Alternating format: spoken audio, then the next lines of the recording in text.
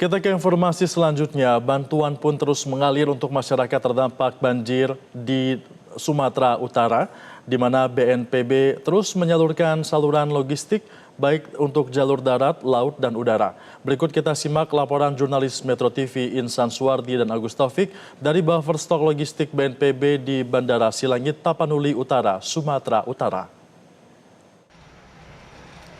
Pemerintah terus berupaya mempercepat proses pendistribusian logistik agar mampu mencapai ke titik-titik lokasi terdampak, khususnya titik yang terisolasi yang mengalami bencana hidrometeorologi, baik di 3 provinsi, Sumatera Utara, Sumatera Barat, dan juga Provinsi Aceh. Seperti dari pantauan kami di gudang logistik milik Badan Nasional Penanggulangan Bencana atau BNPB yang terus menerima suplai sejumlah bantuan logistik, baik dari internal BNPB hingga sejumlah pihak. Baru saja dari Wakil Ketua DPR RI, Cucun Ahmad Syamsurizal telah menyerahkan secara langsung bantuan kepada Badan Nasional Penanggulangan Bencana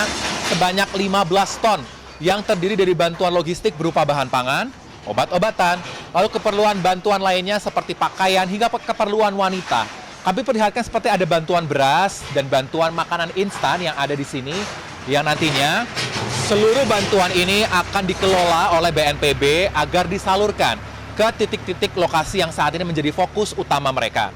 Seperti kalau kita melansir keterangan dari Kepala BNPB Letnan Jenderal TNI Suharyanto menyebutkan seperti wilayah Tapanuli Tengah, Sibolga, dan Tapanuli Selatan kini menjadi perhatiannya untuk bisa dan memastikan seluruh bantuan logistik ini tidak terputus agar masyarakat terdampak, terutama para pengungsi, tetap mendapatkan suplai bahan pangan dan kebutuhan mereka selama masa tanggap darurat. Tadi dari serah terima yang dilakukan oleh Wakil Ketua DPR RI, Cucun Ahmad Syamsurizal, telah langsung diterima oleh Direktur Pengelolaan Logistik dan Peralatan dari BNPB, Bambang Suryaputra, yang nantinya dari BNPB akan terus meneruskan bantuan logistik ini melalui sejumlah jalur. Baik dari jalur udara, di mana kalau di gudang ini jaraknya berada dalam satu kawasan Bandara Udara Silangit yang berada di Tapanuli Utara, ataupun nanti akan disalurkan melalui jalur darat, seiring dengan upaya pembersihan sejumlah akses jalan di beberapa titik. Seperti salah satunya, kami juga memantau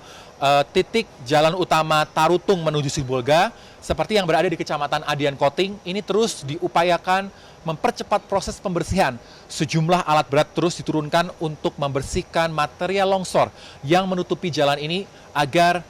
proses pendistribusian logistik menggunakan kendaraan roda 4 ataupun berukuran lebih besar lainnya dapat bisa segera terlaksana dan bisa mencapai ke titik lokasi dan titik terisolasi dari para pengungsi yang terdampak bencana banjir dan juga tanah longsor beberapa waktu lalu. Tentu harapan dari Wakil Ketua DPR RI, Cucun Ahmad Syamsurizal, meminta kepada pemerintah bersama juga BNPB agar terus memastikan penyaluran ataupun rantai pasok dari seluruh logistik yang disiapkan ini tidak terputus, dan meminta kepada masyarakat agar tidak khawatir karena